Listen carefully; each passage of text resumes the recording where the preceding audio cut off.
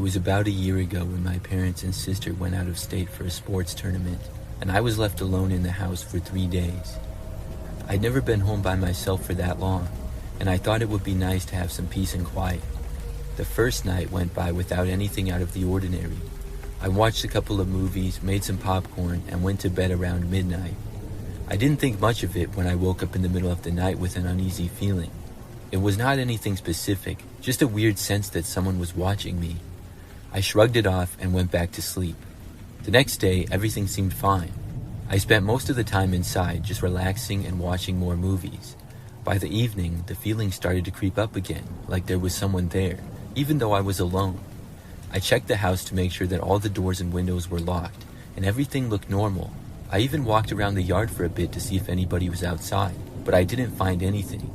By the time the third night rolled around, I was starting to get a little jumpy. I woke up again between 2 and 3 a.m. and I heard footsteps outside. It wasn't anything loud, just faint footsteps like somebody was walking on the gravel path outside. My heart started to race a bit, but I convinced myself it was probably just an animal, maybe a raccoon or something. But I couldn't shake the feeling that I wasn't alone.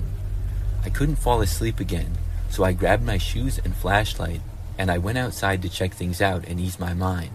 I walked around the house, shining the flashlight around, but there was nothing. I was starting to feel stupid about going outside alone in the middle of the night when I heard something from the woods behind the house. It was faint, but it sounded like a branch snapping, like something was walking through the trees. I don't know what made me do it, but I walked towards the sound. As I got about halfway from my house to the edge of the woods, I heard a loud, blood-curdling scream. I don't know if it was an animal or human, but it's a wild area behind my house, and it could have been a fox or a mountain lion. Either way, I freaked out, ran inside, and locked all the doors and windows. I peered through the curtains, trying to see if I could spot anything or anyone. I opened the curtains to a man standing close to the window, staring directly at me. As soon as he saw me, he turned and sprinted towards the woods. I didn't sleep for the rest of the night, so I stayed up and watched more movies, and thankfully nothing else happened that night. When my parents came back the next day, I didn't tell them what happened. Since then, I've been home alone 5 more times, and I've never seen the man again. I don't know what he was doing, and if the scream I heard was related to him or not, or just a coincidence from an animal, but it was a scary night.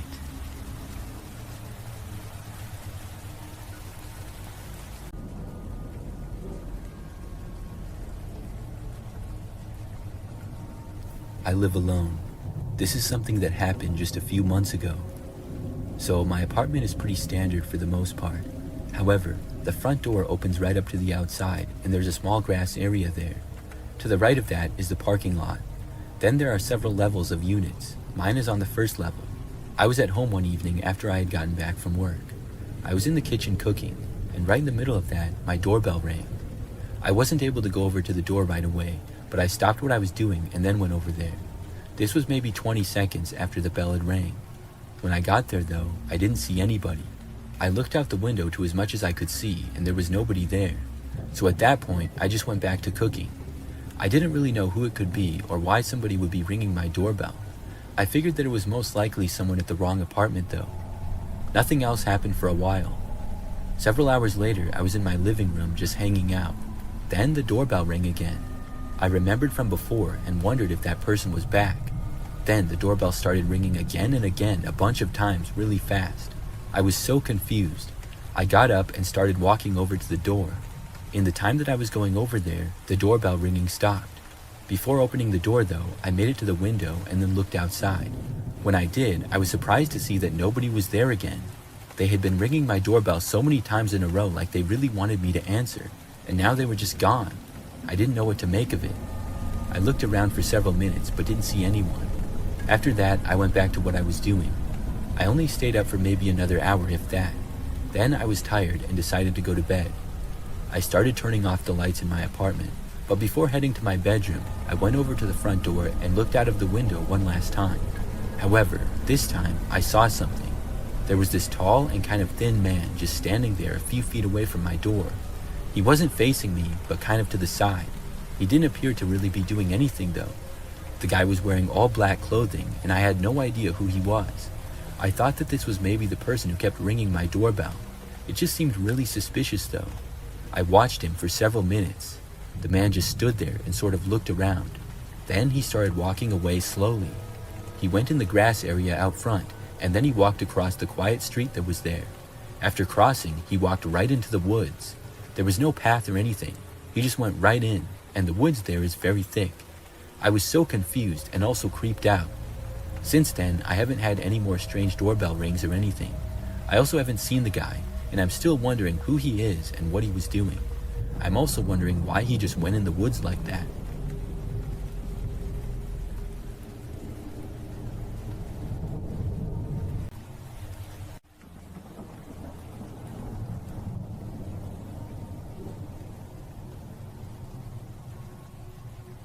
When I was a freshman in college, I lived in the dorms and I got a random roommate. I thought that it would work out fine because I get along well with most people and make friends pretty easily. I figured that my roommate would probably get along with me as well, even if we didn't like the same things. Obviously, I hoped that he would have similar interests and maybe we could become good friends, because I didn't really know anybody else at the university that I was going to at the time. Well, when I moved into the dorms, my roommate was not there. His name was Ryan, and his stuff was there, but I wasn't quite sure where he was. After my parents had helped me finish moving in all my stuff and left, Ryan was still nowhere in sight. In fact, he did not show up until the next day. It was when I got back from my first class and had a little bit of time left before my next one. When I entered the room, Ryan was just there, sitting at his desk and apparently doing homework. Ryan was about average height and weight, had glasses, and short blondish colored hair. Right away, he did not seem very friendly. When I entered the room, he turned and looked at me, but did not say hi or anything. Just as fast as he looked at me, he turned his head back to his desk. I said hi and walked over to him and stuck my hand out for a handshake. I remember he sort of hesitated, but did shake my hand. I had a brief conversation with him, asking him about himself. He was not a freshman like me, but a sophomore at the school, and he was from a small town several hours away. That was really all that I gathered. Soon, I went to my next class.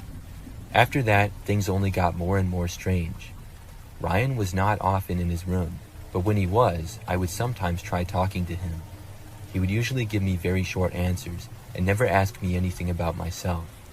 I thought maybe he was just shy or uncomfortable around other people, but at one point, he told me in a very stern way to stop talking to him and to not talk to him anymore. It was pretty rude, and I no longer felt like he was just a shy kid, but a kind of rude one. Still, I didn't want it to be a terrible semester, so I chose not to argue or anything. I decided to just let him be on his side of the room, and I would do my thing on my side. As the weeks went on, Ryan would be gone for sometimes days at a time. I would wake up and he would just be gone. Then when it would be nighttime, he still wouldn't be there, and I wouldn't see him for several days. Then, typically, he'd just walk into the room like nothing happened, or I'd come back and he'd already be there. I never bothered to ask him where he was though, knowing that he didn't want me talking to him.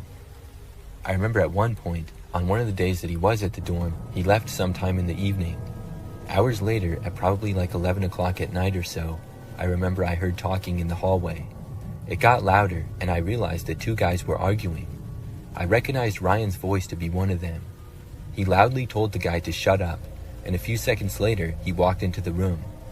I found out the next day that it was another guy who lived on our floor who he yelled at. Apparently, all the guy said to him was, "Hey, how's it going?" when they passed each other in the hallway. Ryan snapped at him immediately, telling him not to talk to him, which made the other guy angry. They argued briefly before Ryan walked away. I found this out because the other guy came up to me and told me that my roommate was really strange. That's when we had the conversation, and I was kind of creeped out by Ryan's erratic behavior. As the next few weeks went on, I was hoping to be able to get a new roommate when the next semester rolled around.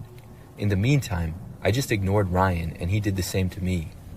It really wasn't that bad because he was typically gone, so it was mostly like I had my own dorm to myself. You just never knew when Ryan would be back or how long he would be there. So one day, I remember that I got up and went to class. Ryan had been gone for the whole night and was still gone when I got up and left. I was away for several hours attending my classes. When I returned to the dorm room, I went inside to see everything on my side of the room just gone. It was the craziest thing that I'd ever seen. The bed, desk, and chair that came with the room were still there, but literally everything that I had was gone. My books, my blankets and pillows, clothes, snacks, and everything was nowhere in sight. Ryan's side of the room looked exactly the same, and Ryan was not there. I went inside the room and looked around, trying to figure out what happened. I was sure that I locked the door when I left, and I immediately suspected Ryan. I started to look on his side of the room. He really didn't have that much stuff to begin with. He really just had some clothes, a few blankets, and some notebooks. There was no place that he could have put all my things. After realizing that my stuff was definitely not in the room, I walked out into the hallway. I went to the resident assistant and told him what happened. We did a small investigation looking around the building, and soon we got in touch with campus security. Unfortunately, the dorm building was really old and did not have any security cameras inside of it. Luckily, I had made a few friends by that point in the school year. One had a dorm room all to himself, so I stayed in his spare bed for the next couple of nights. An investigation was done, and Ryan was nowhere to be seen. Several days later, though, my things were found. They were located a little ways into a woods just off campus. He had tossed all my stuff there. Ryan, meanwhile, did not show up for the entire rest of the semester. I was given a new dorm room all to myself by the school, and they also gave me a gift card to buy some new stuff, so that was nice. But as far as I'm aware, Ryan never showed up to campus again. I have no idea where he went. He was a very strange guy, but I'm glad that I didn't have to live with him any longer.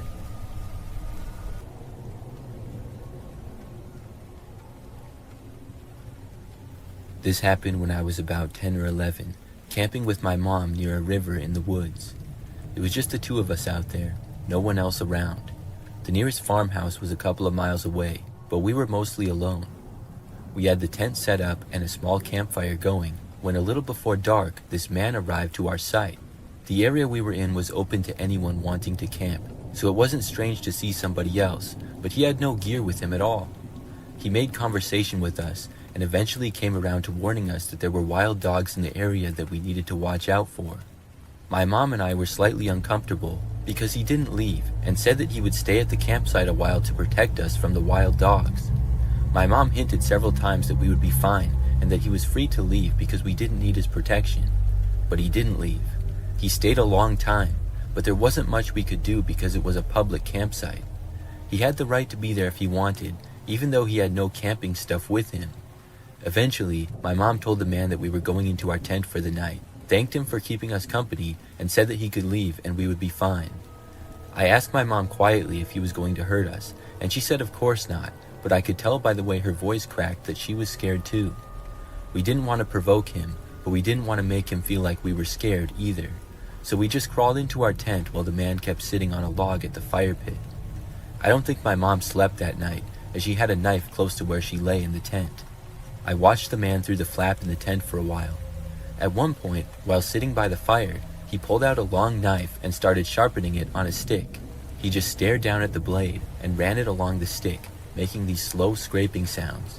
I asked my mom if he was going to kill us, and she kept saying no, but I could tell that she was worried. She tried not to show it, but she was prepared for the worst. I eventually fell asleep, but woke up a lot to see my mom was still awake, lying there and listening to the scraping sound of the knife on the stick. By morning, the guy was gone. I wasn't sure how long he had stayed or when he left. After packing up our gear, we stopped by the nearest farmhouse to tell somebody about the strange man. At the farmhouse, the old man there listened to our story, then kind of chuckled and said, "Oh, that's just Ivan. He means well, just doesn't know how to mind his own business." Apparently, he lived on a farm nearby, and the old man promised us that he'd have another word with his neighbor, reminding him not to be so rude and strange. A few years later, after our camping trip where we had met Ivan, I saw something disturbing. I was watching the news, and a man had been arrested who was a suspect in several missing person cases. They showed his photo on TV, and even though it had been a few years ago, I instantly noticed it was the guy who had been with us at the campsite. His name was Ivan Milat, a serial killer who had been picking up hitchhikers along the highways and killing them, and burying their bodies in the woods right across the river from where we had camped. I can't even describe the way I felt when I realized it. The guy who had been lurking outside our tent, sharpening a knife, talking about wild dogs, had been a serial killer. We had come so close to him, and I had no idea at the time. I don't think I'll ever forget that night and how lucky we were, but it still haunts me.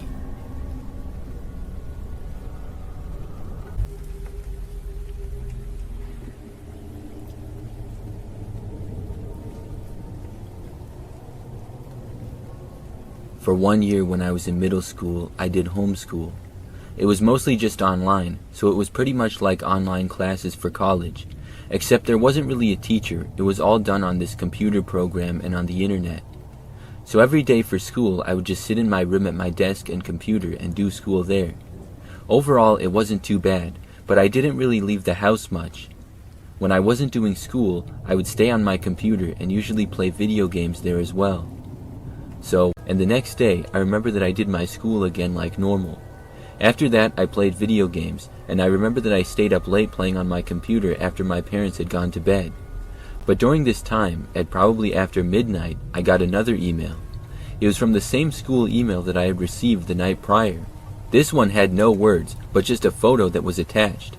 The picture was of my house at night, taken from the street. I was so confused and also creeped out. It was very strange. I looked at the picture for like 5 minutes straight, wondering what was going on. Then I went over and looked out of my bedroom window. I did notice that there was a car parked on the side of the road just past our house. The engine was off, and I couldn't tell if anybody was inside or not because it was too dark, but it usually was not there.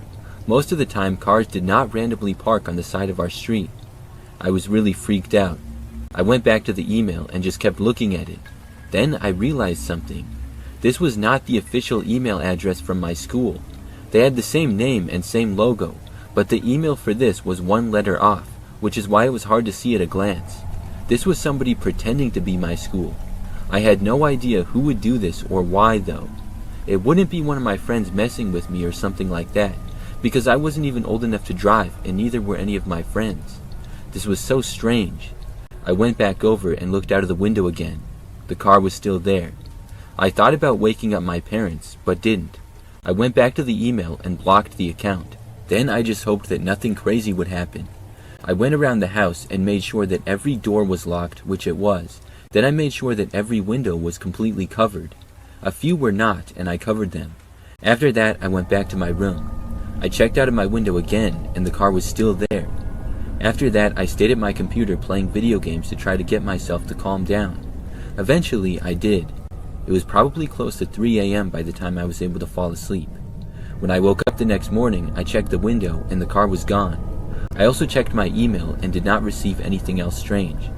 I went around the house and there was no signs of a break-in or anything, so everything was all good. After that, I wondered about it for a few days, but nothing else happened. I only did that school for that 1 year, and nothing else strange like that ever happened again. I still wonder who did it. And was that car on the street whoever took the picture? I mean, somebody had to know that I did that school program, and then they would have had to pretend to be them to get me to fill out the form for my address. But for what purpose? Just to creep me out with that picture? I'm really glad that nothing else happened.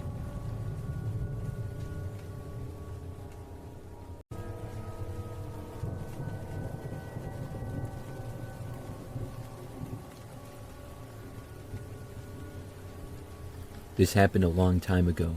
Back then, I lived in an apartment by myself. This would have been sometime in the early 2000s. So I was trying to call my friend one night on the home phone in my apartment. I had her number written down and had almost memorized it. My phone was kind of old and I didn't have caller ID or many modern functions. That wasn't a big deal to me though. So anyways, as I was dialing my friend, I must have dialed the wrong number, because when the call got picked up, I heard a man's voice. I knew that my friend lived alone, like I did. Still, I asked if she was there, and the guy said that nobody by that name lived there. So I said that I was sorry and I must have dialed the wrong number. The man said he understood and it was okay. Then I hung up. I dialed again for my friend, and this time made sure to dial each number correctly. When the call went through, I got my friend and then I started talking to her. We were best friends, and we talked on the phone almost every day, many times for hours. So when we were talking, I remember that I heard another call coming in, but I didn't bother to hang up and answer it. I talked with my friend for about an hour and then hung up. After that, it was sometime at night, maybe 9 o'clock or so. I got another call on my phone and picked it up. I heard a man on the other end and realized that it was the same guy who I had accidentally called earlier. He said hi and that he tried to call me before. I told him that the line had been busy. He said that after I called him, I sounded cute and asked if I wanted to go on a date with him sometime. He also said that based on my area code, he figured that we lived in the same city. I realized that the guy must have had caller ID. To me, this did not seem like a good idea. For one, his voice didn't sound very attractive to me, but also, for me being a young woman, I didn't think it was smart to go on a random blind date with a guy who I accidentally called the wrong number. I told him that I just didn't want to, and it was nothing personal, but I didn't know him. He tried to convince me, but I really didn't want to, and I was finding it to be increasingly awkward. Finally, the guy said he understood and then hung up.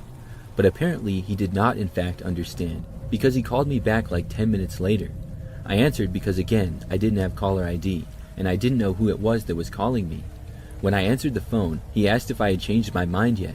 I said no, it's been like 10 minutes. He said that he just thought he would ask, and I said, okay, goodbye now, and then I hung up the phone.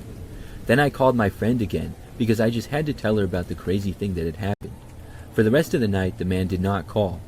The next day, I was at work during the day like usual. I got back to my apartment and was having a normal night with no strange phone calls or anything. But at about 8 o'clock, there was a knock on my apartment door. I didn't know who it would be because I wasn't expecting anyone, and I wasn't thinking about the man in the moment who had called me previously. When I looked through the peephole, I saw a guy standing there. He just had a creepy look to him and gave me a bad feeling, and I'm not just saying that. I had not remembered the phone calls in that moment. I was about to answer the door when I saw the guy reach into his pocket. I was curious, so I kept watching. He took out a cell phone and then started dialing a number. Moments later, my phone rang. That's when I realized who it was. I walked over to my phone, and for some reason, I answered. The guy asked me if I was at home, and I said, "What's it to you?" The man told me to open my front door.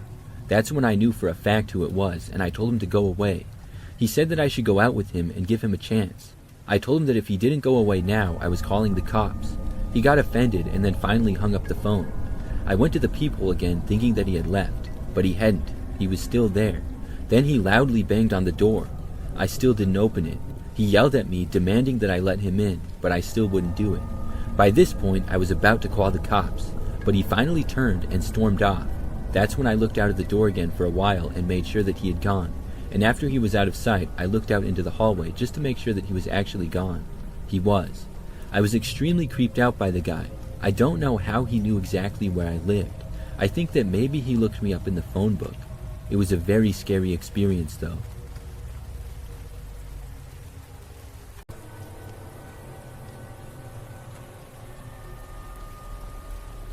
Last year, I had a pretty creepy experience involving a wrong number, or at least that's what I thought it was. Randomly one time, I got a text from a number that I didn't know, simply saying, "Hey." I wasn't sure who it was, so I said, "Hey, who's this? I don't have this number saved." The person responded saying, "Hey Mark, meet me." My name is not Mark, so I knew that it was a wrong number.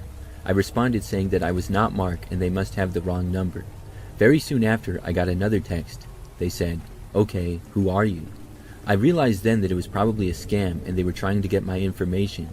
I heard about some of these sort of text scams and had gotten one once before. Most of the time, if somebody actually has the wrong number, they will just say, "My bad, wrong number," and then not text again. They wouldn't be very interested in you, but only interested in the actual number they're trying to reach. So when they asked who I was, I didn't respond. But surprising to me, they texted again a while later. This time they texted saying, "Answer me." This was strange, but I still thought that it was a scam. I responded and said, "I'm not falling for your scam." I thought then that they wouldn't respond to me, but I was wrong. Just moments after I sent the text, they tried FaceTiming me. At first, I didn't answer it. I thought that it was too weird, and I was not expecting it at all.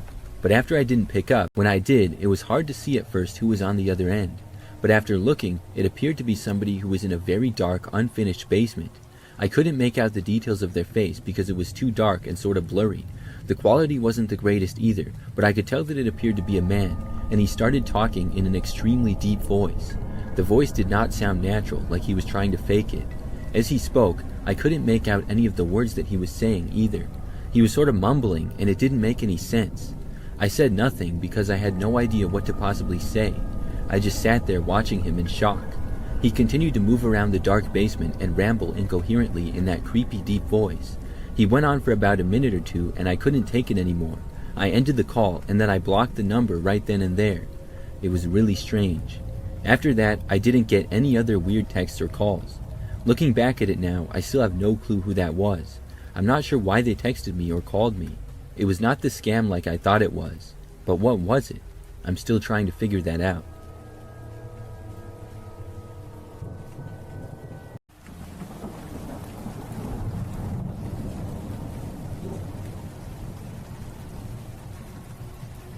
This happened just a couple of months ago.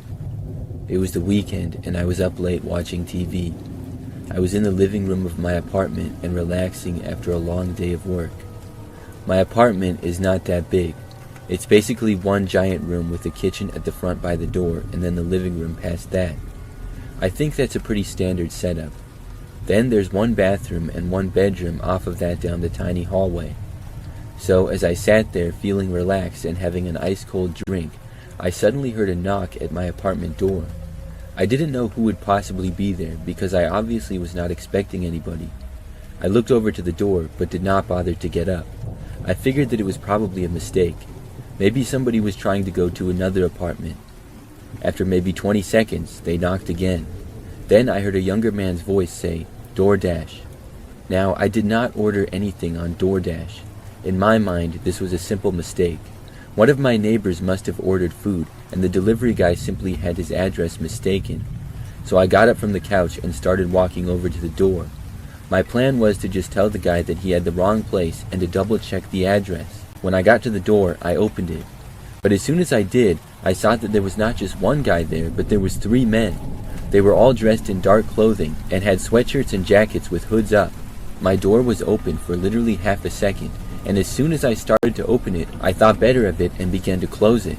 The main guy right at the door then went forward and tried to stop me, but he must have realized that he would have gotten the door slammed on his arm because he almost reached in and then didn't. After I slammed my door shut, I very quickly locked it. Pretty much the next second, the guy tried to open the door. Then I heard the other 2 guys get closer. They kept trying to open the door and then they started banging on it and kicking it as well. It was really loud and I thought that the door might break. So I quickly ran into the other room and then I got my phone and dialed 911. But the guys banging and trying to break in did not last long, because within probably a minute it stopped. Then I heard them all running away down the hallway. I told the police what was going on and they said they would have an officer there shortly. And the cops arrived pretty quick. It was probably within like 5 minutes. However, by that time, the men were all gone. I'm not sure where they went, but they were no longer in the apartment complex. I assumed that it was an attempted robbery, but I don't know why they picked me. My apartment is just like all the others. I'm not rich or anything, so maybe it was just random. I'm just glad that I had fast instincts to close the door as soon as I had opened it, or else I think they might have barged their way in.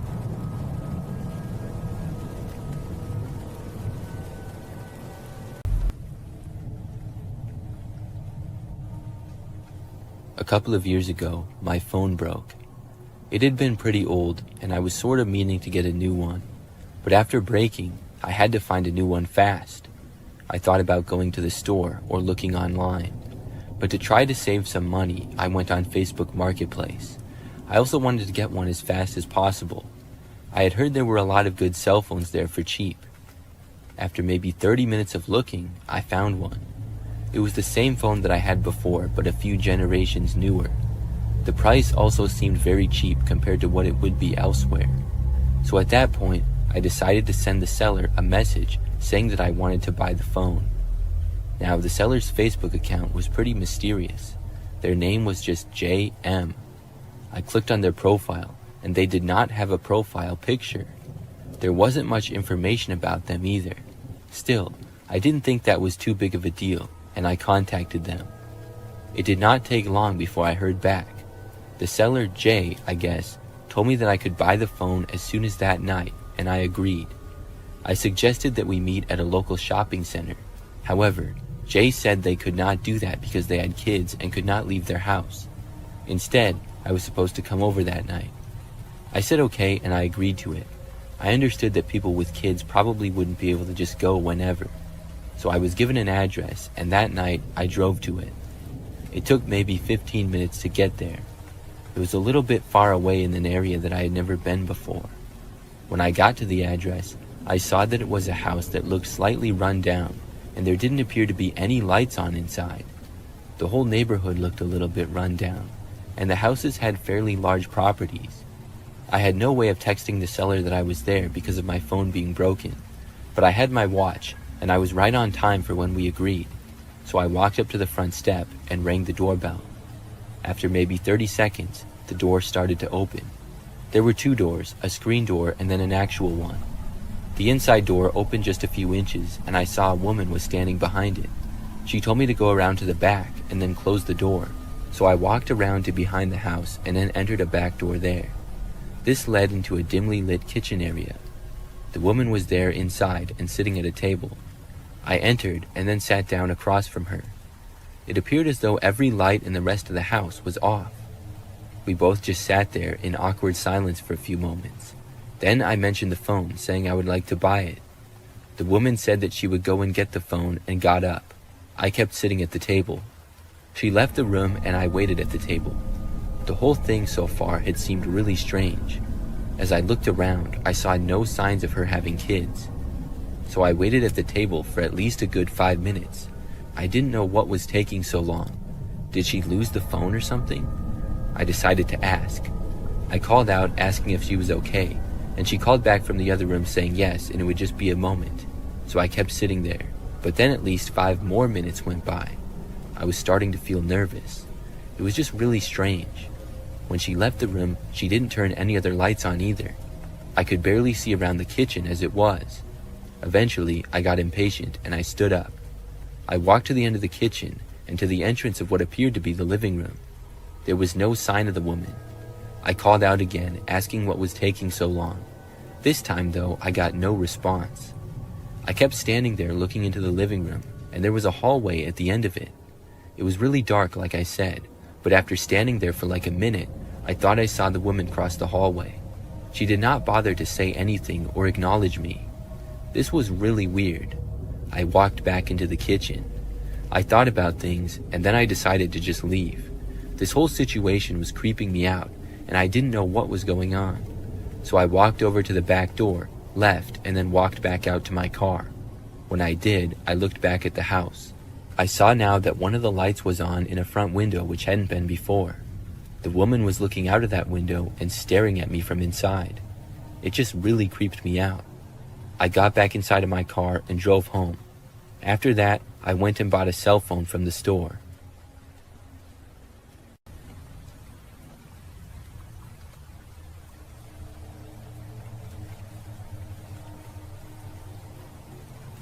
It started one Saturday afternoon when I was sitting in my living room, scrolling through social media. I switched to a new phone and a new number a few months ago. My old number was still active, but I didn't think much of it because it had been quiet. Suddenly, my phone buzzed, and when I looked down, I saw it was a text from my old number. The message read, "I see you." It was odd because I thought it was just some spam or a wrong number, so I shrugged it off.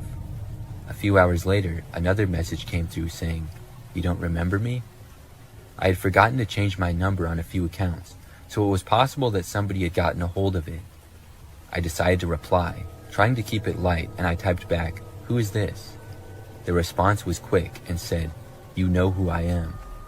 I didn't want to engage further, so I put my phone down and tried to watch a movie, but the messages nagged at the back of my mind. The next day, the texts continued, saying more creepy and odd things. I stopped replying for a while. Monday brought more messages, saying things such as, "I'm closer than you think," and "You'll remember me soon." I debated calling the police, but what would I even say? Somebody is texting me creepy things from my old number? It felt ridiculous. By Tuesday, I was on edge, and I couldn't focus at work. The messages were escalating, saying, "I know what you did last summer," and kept repeating, "You'll remember soon." I tried to block the number, but it kept coming through, so I finally decided to involve the police and see if they could do anything. I explained the situation, and they filed a report. The messages continued for all the next week, and I tried to ignore them as best as I could. I finally got a call from the police a week later. They had traced the text back to an old acquaintance from high school, someone I hadn't spoken to in years. He had been using some sort of app to send the messages from my old number. That night, I confronted him at his house, and his parents answered the door, so it ended up working out perfectly to involve them as well. It was awesome to see his face when he came downstairs and saw me talking to his parents and showing texts that he had sent to me. So that was the last problem I had with the kid, but it was still scary before I knew who was behind it all.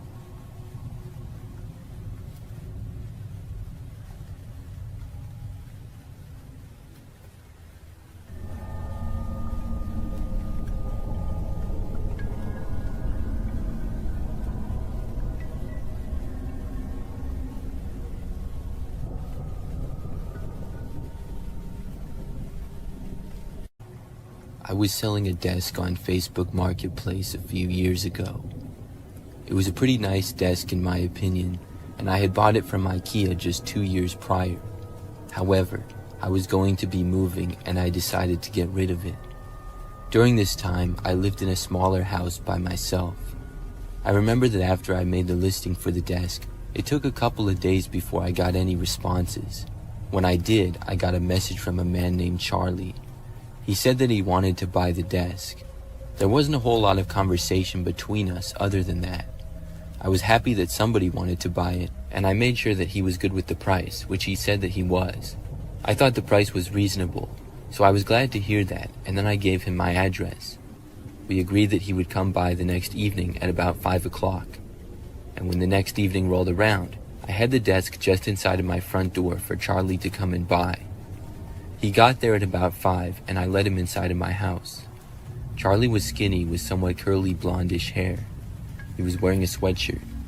After we said hi to each other, I showed Charlie the desk and I told him that I could help him take it to his car. Charlie went up close to the desk and looked at it. After a short time, he told me that the desk did not look like it did in the pictures. I asked him what he meant. I was very confused because it was exactly the same as the pictures. I had taken them just days prior when I had listed the desk, and I really hadn't touched it since. Charlie said that it just wasn't how he thought it would be. Then he said that he decided not to buy it. I was disappointed, but I said okay. Then he turned and left. I was confused by what he had said. I'm not sure what exactly he was expecting, because in my opinion, the desk was just as it was advertised in the listing. I decided to just move on, and hopefully somebody else would want to buy it.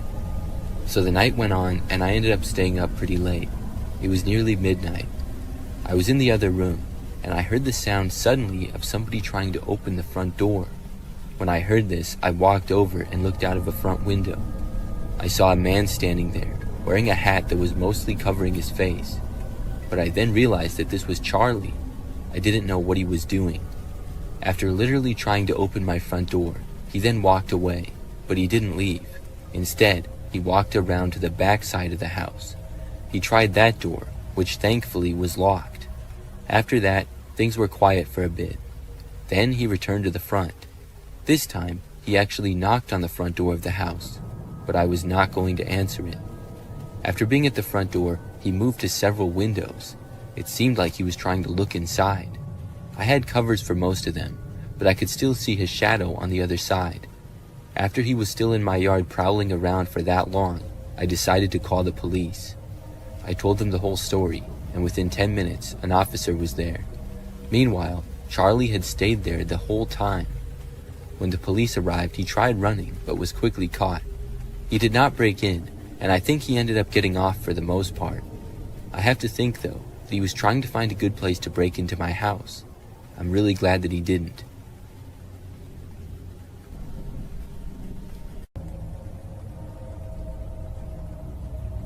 It was a Friday night, and my friends and I decided to hang out at the park. We were bored, and the night felt perfect for some fresh air.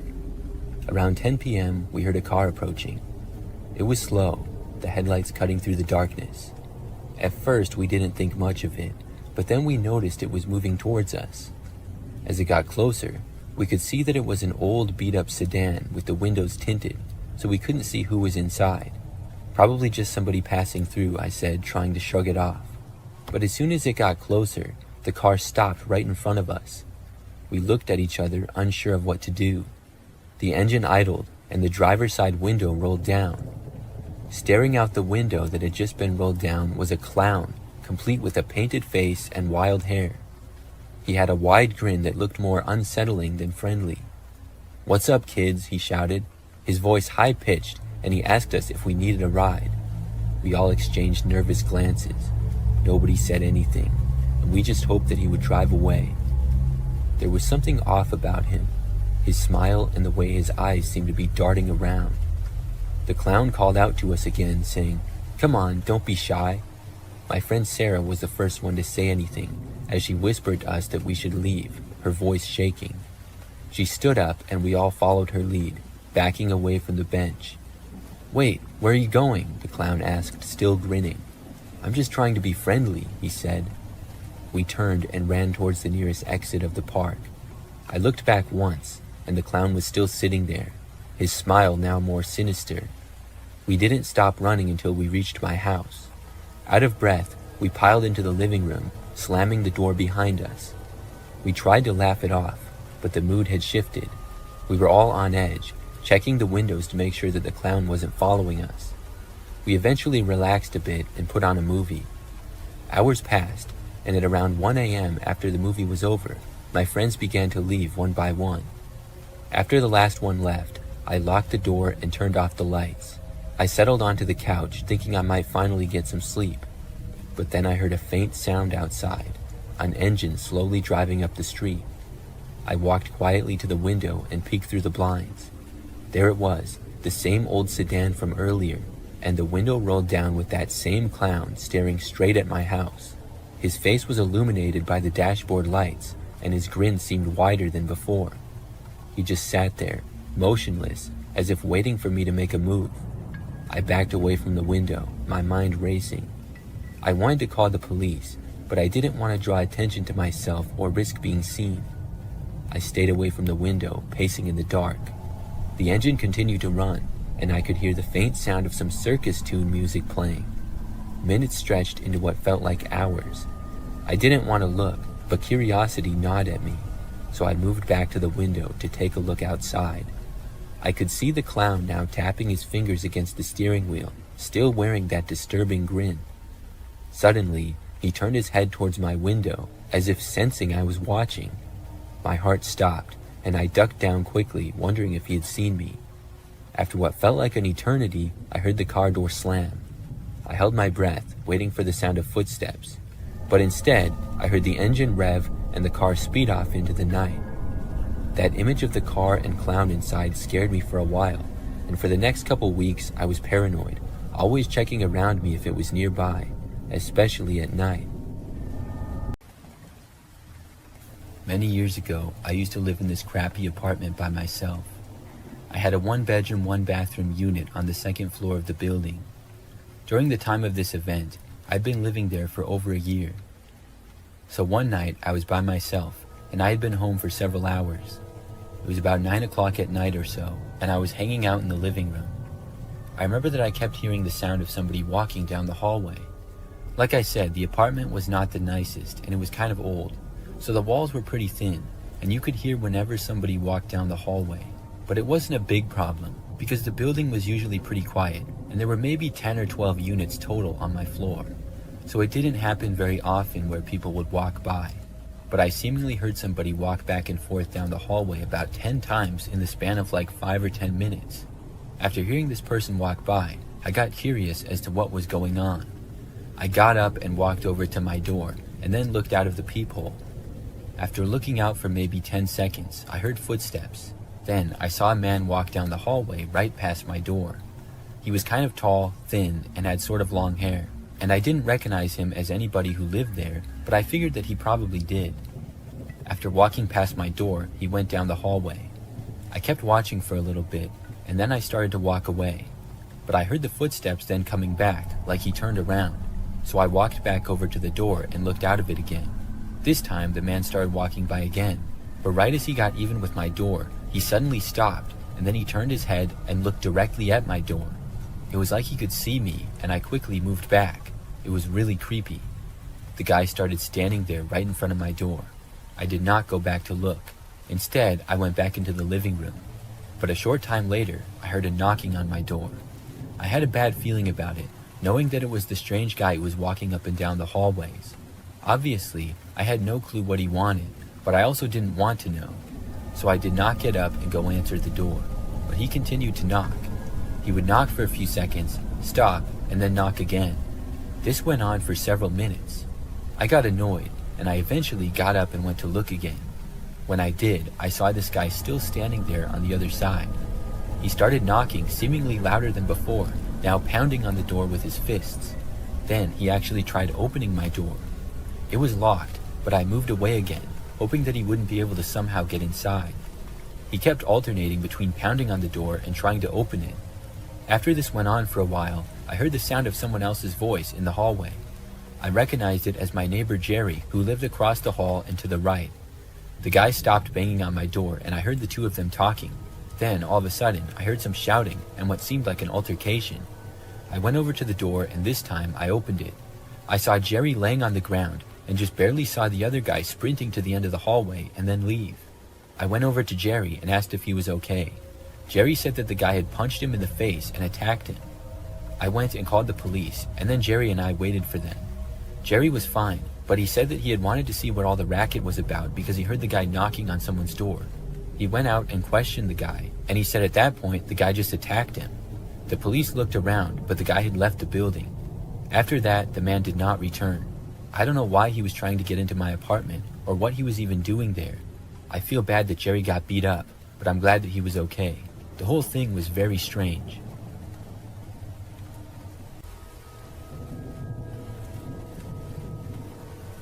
Several years ago, I moved into a new apartment. This one was nicer than the previous apartment that I had been living in, and I was excited to live there. I got a one-bedroom place on the first floor of the building in an apartment complex that had a few different buildings. So after moving in, within probably 2 weeks of living there, I remember that I got this strange text message. I did not know who it was from because I didn't recognize the number. The text just said hi, and I ignored it, assuming it to be a wrong number or something. Several days later, though, I got another text. It was from the same number, but it said, "I can see you." I found this to be more suspicious now.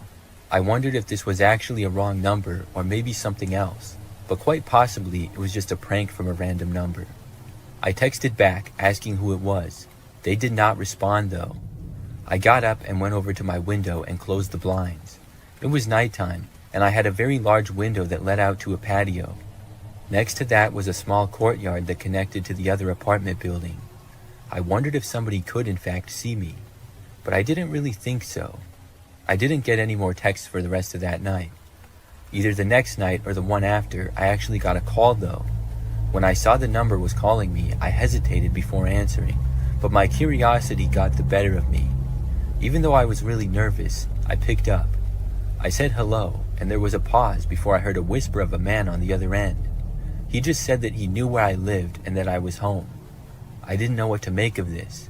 I tried asking him who it was, but then he hung up on me. By now, I was really creeped out about this whole situation. After that call, though, for a few days, there was nothing. Everything was fine, and there were no texts or calls. I was starting to forget about it until late at night when there was a random knock at my door. I was in the other room and instantly thought that the knocking might be connected to the strange texts and stuff. I didn't want to answer it, so I didn't. The knocking continued on and off for about a minute or two. When it finally stopped, after a couple of minutes, I got up and checked the door as well as the hallway. There was nobody there anymore. I was really nervous, but I didn't go to the police or anything. For the next few days, nothing happened, and things were actually fine for a few weeks after that. It had all stopped, and I was really happy about it, but I didn't know why. Then I ended up finding out something crazy. There was this guy who lived in the apartment complex, and he had been arrested for stalking a woman who lived in the next building from mine. When I heard the details of the case, it sounded very similar to me. He had texted and called her repeatedly before somehow entering her apartment one night. She managed to escape and call police, leading to the guy being caught. When I heard this, I realized why it had stopped, because the man was caught. I'm really glad that they got him when they did.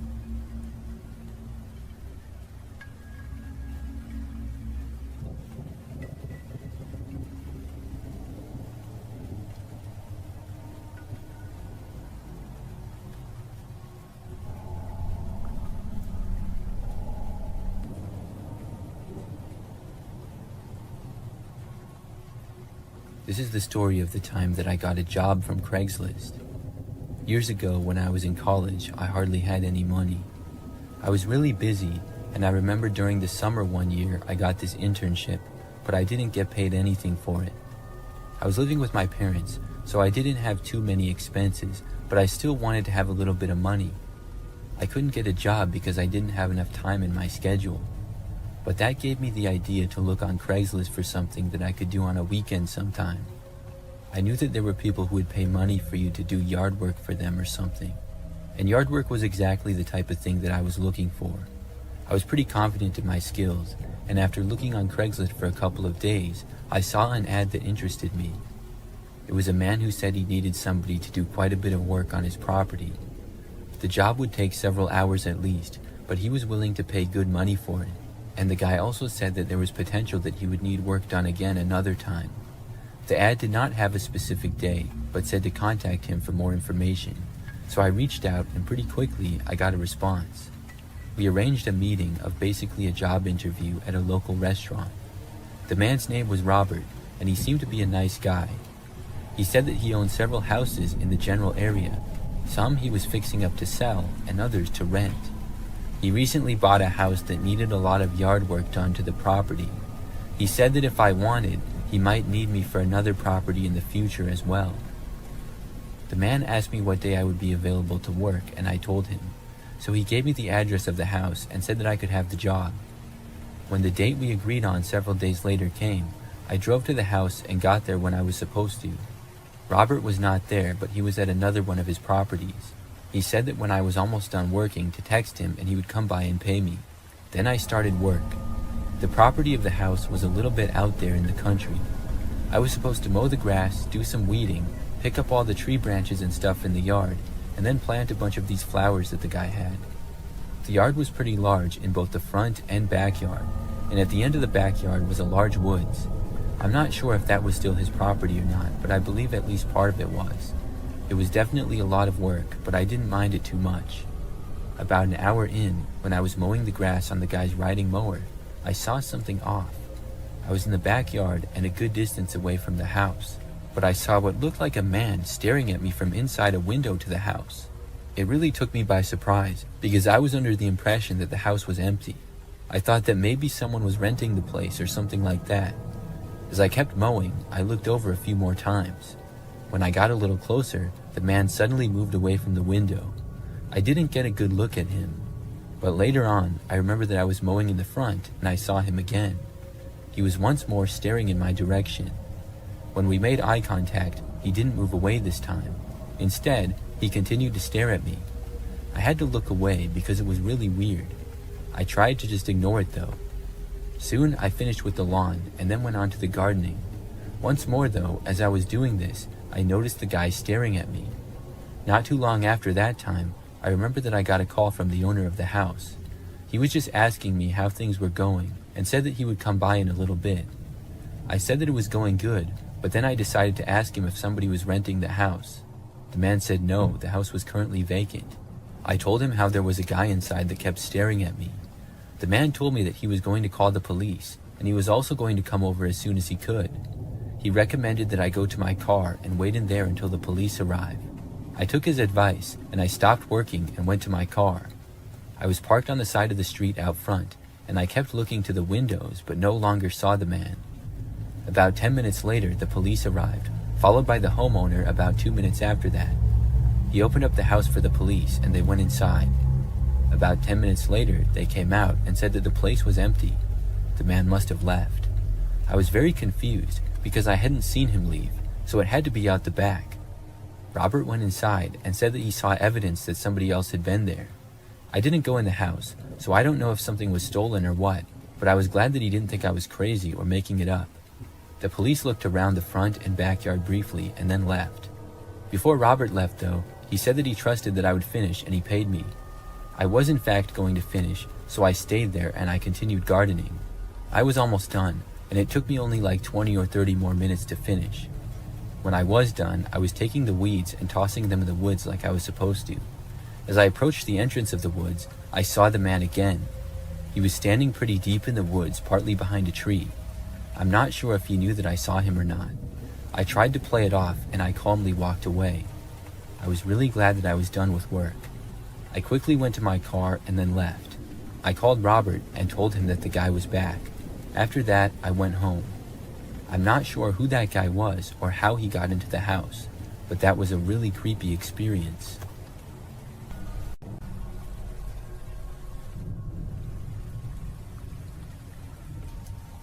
For a while when I was younger, I had a roommate. We shared a small 2-bedroom house together just outside the city. I didn't know the guy until I moved in. But I didn't have any money and I needed a roommate to afford renting the house, so that was the only reason that I lived with him. We both paid half the rent of the house, and the place was not very nice and pretty cheap. The guy's name was Ben. When we first moved in, we seemed to get along decently. For the first few days, we mostly just stayed in our own rooms or were gone at work. I did run into him in the kitchen once and we talked briefly. He seemed alright. However, about a week or two into living there, and one night I was awoken to the sound of somebody banging on my bedroom door. It was loud enough to wake me, and it continued, so I called out asking who was there. I figured that it had to be Ben, because who else would be in our house? The knocking stopped at that point, but nobody responded to me. So I got up and I walked over to the door, but when I opened it, nobody was there. I looked down the hallway and Ben's door was shut. I figured he had done it, but I didn't know why. Maybe it was a prank. He just didn't seem like the type of guy to pull that kind of a prank though. I went back to bed at that point. When I got up, Ben had already left for his job, and I forgot to talk to him about it anyways. But the next night, basically the same thing happened again. I once more was awoken in the wee hours of the morning to a banging on my bedroom door. This time I was more frustrated, and I called out, "What?" The knocking stopped, and I got up and ran to the door and opened it. When I got there, nobody was in the hallway again, but I looked and saw Ryan's door closing. I went over and knocked on the door, but he didn't answer. I asked what his deal was, but he still said nothing. I thought about barging into the room and giving him a piece of my mind, but I decided not to. I just walked back to my room and returned to sleep. Maybe Ryan was a sleepwalker and that was the explanation, although sleepwalkers don't generally act that way as far as I'm aware. They're not called sleep pranksters. So the next morning, I wanted to confront Ben, but once more he was gone when I woke up. That night, again, I was awoken to a knocking. This time, I got right out of bed and marched over to the door and opened it. When I did, Ryan was standing right there on the other side. He looked at me, and I asked him what his problem was. Ryan then shoved me backwards before running off to his room. I went after him and tried opening his door, but it was locked. I banged on it for a while, but he didn't answer. So then I just went back to bed again. I was planning on finding a way to move out as soon as possible. The next morning, Ben was not gone yet. When he left his room shortly after I got up, I confronted him. I asked him what on earth he was doing. Ryan said flat out that he didn't like me and he didn't want to live with me. I told him that I was going to move out as soon as humanly possible. Within a few days, I had found an apartment and moved there, which was good because I didn't like living in that house anyways. The apartment was more comfortable. In the meantime, Ryan did not bang on my door at all for the last few nights that I lived there. Looking back, Ryan was definitely a strange guy. I'm not sure if he was trying to scare me out of living there or what. He could have just told me that he wanted me to move out and we could have handled it like men. There was no reason for the crazy nonsense that he did. I'm glad that I found an apartment so quick.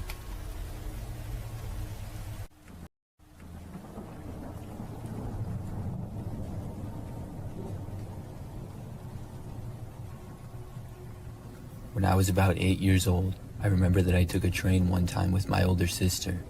She would have been 15, I think, and we were going to visit our grandparents. It was just us two, and we were just going for the weekend. Our grandparents lived a few hours away, but there was a train route that went from our city to theirs. My sister and I liked trains, so we wanted to take the train there, and our parents agreed. I remember that we first got to the train station in our city, and it was pretty busy there.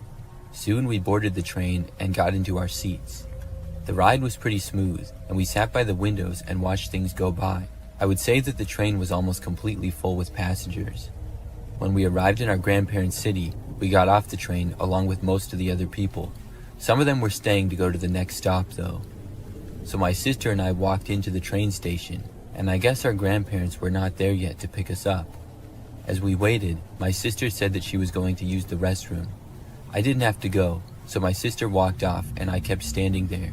I looked around the station, and it was very busy with lots of other people around. After about 2 minutes or so, I remembered that this woman approached me. I didn't know who she was, but she pointed out to the train and said that my sister was boarding it. I figured that we had to go back on the train and this wasn't our stop, so I started to walk over. The woman then went with me to the train, and we both started to get back on. Now, to this point, I had just kind of been following my sister, I was young and I didn't know exactly which stop was ours or which city we were even in. I just figured that I hadn't seen my sister after she had come out of the bathroom. So I actually got back onto the train and then went back to my seat, but I didn't see my sister there. I was confused, so at that point I started looking around the train thinking maybe she switched seats. The woman who was with me was sitting in the next row over. I didn't ask her where exactly my sister had gone or anything. Instead, I was just silently looking around. After about a minute, I actually saw my sister. She was walking just outside of the station and seemed to be looking around, probably for me. I got up and started to walk for the doors of the train. When I stood, the woman also stood up and asked me where I was going. I told her that my sister was not on the train and I started walking away. The woman did not say anything back to me. She also didn't go after me or anything. I left the train and then walked over to my sister. I was very confused at this point. But when I reached my sister, she asked me what on earth I was doing back on the train. I told her how the lady told me she had been on, and I figured that we had to take the train to another city. My sister told me that we were in the city that our grandparents lived in, and she didn't know what that lady was talking about. I realized at that point that I may have avoided something bad. The train left a very short time after that, and we got picked up by my grandparents. Looking back at that, I'm really glad that I saw my sister and got off the train when I did.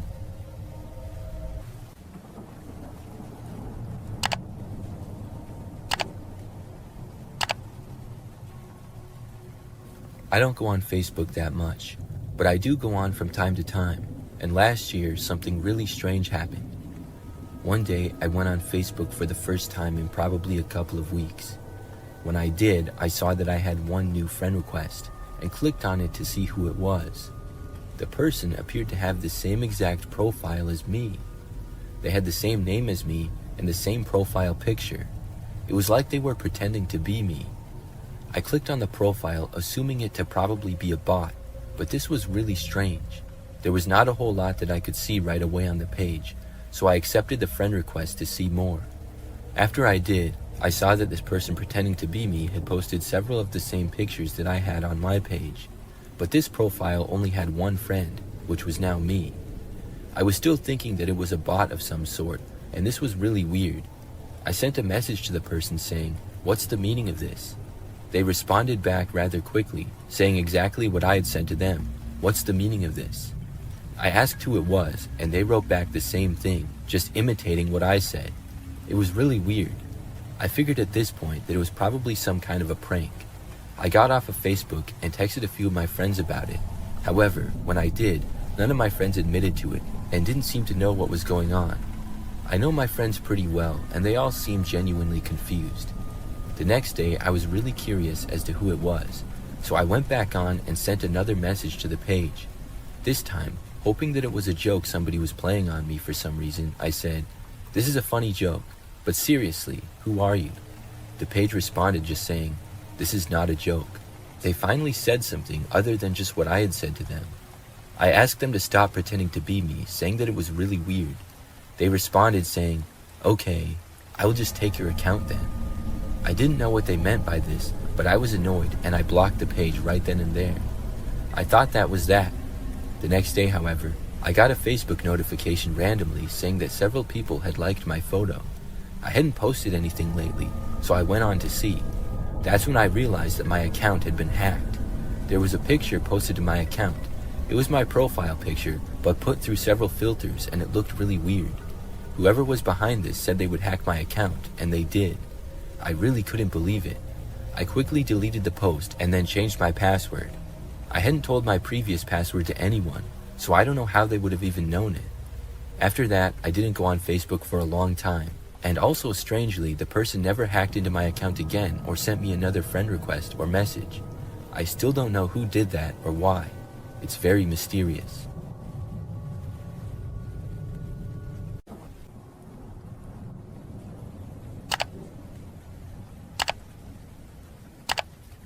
The house my husband and I have lived in for a while now has an Airbnb next door as neighbors.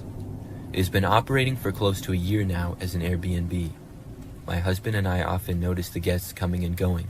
Most of them would stay to themselves, and a few would talk to us, but they were all nice people. However, one night in late September, we encountered some creepy guests who were staying at the Airbnb. It was a warm evening, and we were settling down to watch a movie when I noticed movement outside. I glanced out the window and saw a younger-looking couple in the Airbnb's backyard.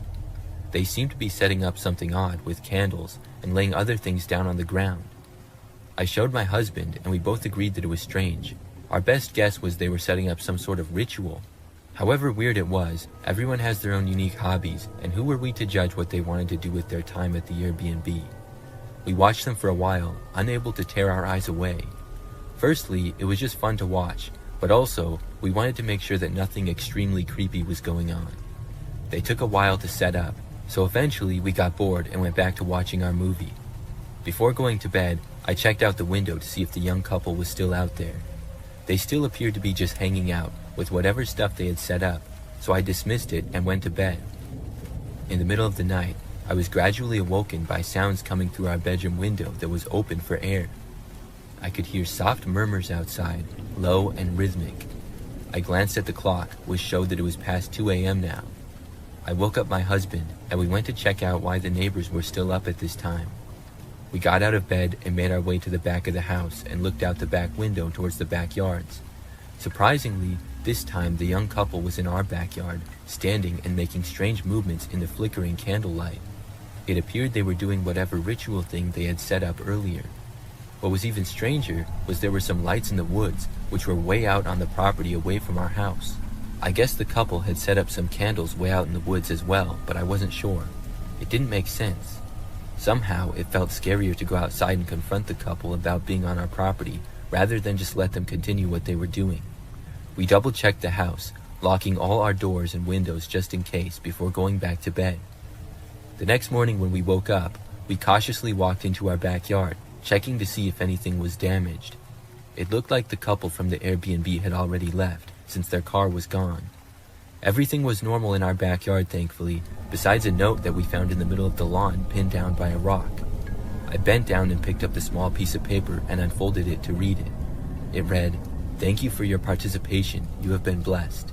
Nothing major happened to us in our yard that night, but it was just really creepy in general. We left a message with the owner of the Airbnb, recommending not to let that young couple stay in again in the future if they tried to."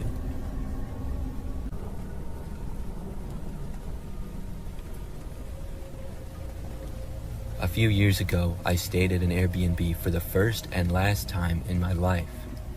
A small group of friends and I were on vacation, and we found an Airbnb for cheap, which still looked nice.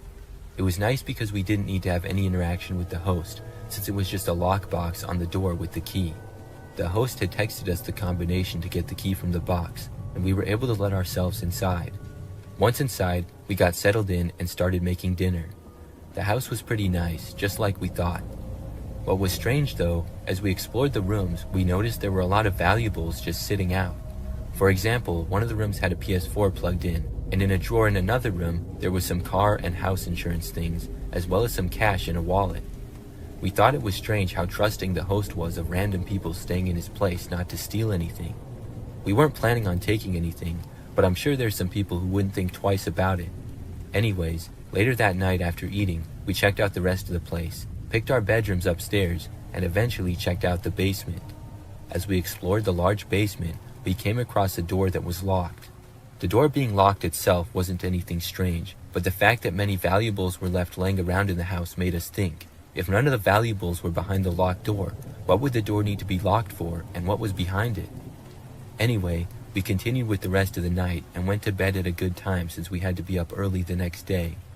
In the middle of that night, while sleeping in my bedroom upstairs, I was woken up with the urge to pee.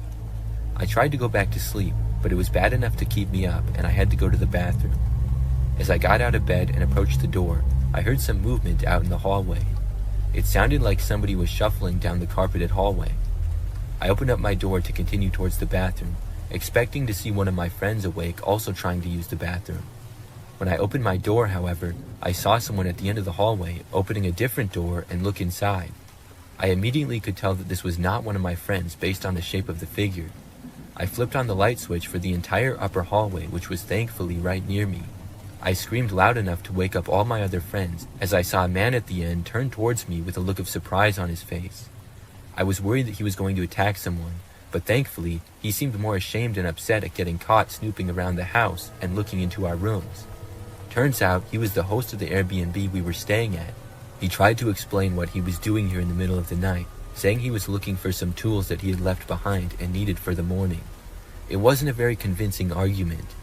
After more questioning of the guy, we also found out he had been living in the locked room in the basement the whole time we had been there, even though he said we had the whole place to ourselves.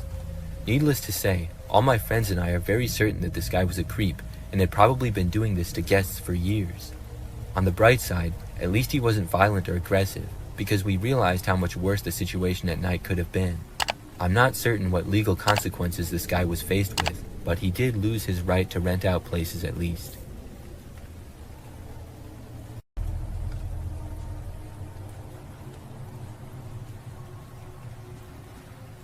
A strange thing happened to me a couple of years ago. At the time, I lived in an apartment by myself. It was a 1-bedroom, 1-bathroom place, and I lived on the second floor of the building. Overall, the apartment was not the nicest, and it didn't have that many units in it either. I knew a few of my neighbors, but not all of them. One night, I was at home by myself, like usual. It was sometime at night, I really don't know exactly the time, but there was a knock on my door. I walked over and answered it, without giving it that much thought. A man was standing there. He was kind of short and had dark brown hair. The man told me that he was my neighbor from down the hallway, and he pointed a ways to the left. He asked me if he could come inside of my apartment to make a phone call. He said that his Wi-Fi was not working, and he didn't have any service on his phone at the time, so without the Wi-Fi, he couldn't make any calls. I was not comfortable with this. I told the man sorry but no. He said that he would be really fast, and I told him that I really couldn't help him. He kind of came across as a little bit sketchy to me for some reason. The man turned to walk away, and I closed my door. I was really curious afterwards. I had never seen the man before, and had seen most of the people who lived in the building because it wasn't all that big. I thought maybe the guy would knock on another person's door, and I quietly opened my door and looked around the corner to see him walking away. He walked all the way to the end of the hall, and then he went inside of the elevator. I was suspicious that he didn't even live here. At one point or another, I had seen just about everyone that lived on my floor. After the man left, I went to one of the windows in my place. I looked out of it and to the guest parking lot where the main doors open up to. Now, there are assigned parking spaces for all the residents, and those are under the building.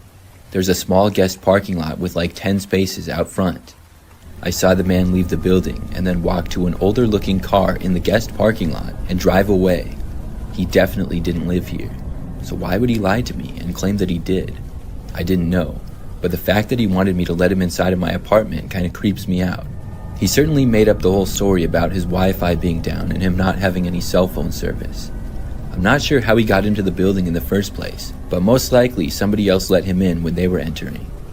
After that night, I never saw him again. That pretty much confirmed to me that he didn't live there. I'm really glad that I didn't let him inside of my apartment.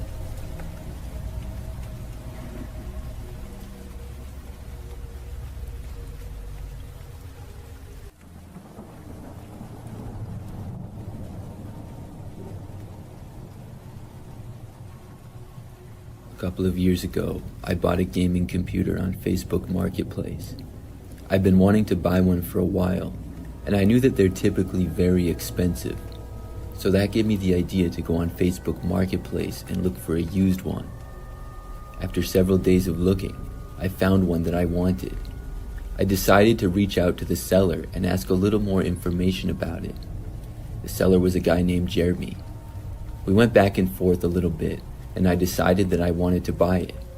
It was a pretty good deal, so we agreed on a day that I would go over and get the computer.